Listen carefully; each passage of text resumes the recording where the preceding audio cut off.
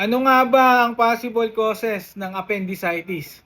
Tara, aralin natin. Una sa first, magkakaroon ng bara ang appendix. Sa mga adult patients, ang most common cause, nanigas na dumi. Sa mga pediatric patients naman, ang madalas na cause, yung namagang pulani.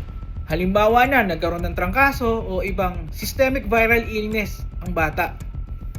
Some other causes, parasites kagaya ng mga bulate. At sa mga bihirang pagkakataon, minsan tumor. At since barado nga ang appendix, may iipon ng secretions nito. May iipon ng dumi at ang bakterya at siyang magpisimula ng infeksyon or inflammation.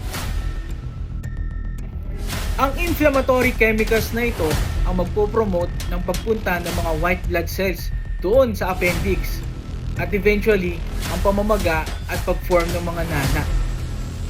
Kapag napabayaan ang pamamaga ng appendix, mabubulok ito at eventually puputok o yung tinatawag na ruptured appendicitis. Dok Kabagis, ano naman yung mga simptomas na meron kang appendicitis?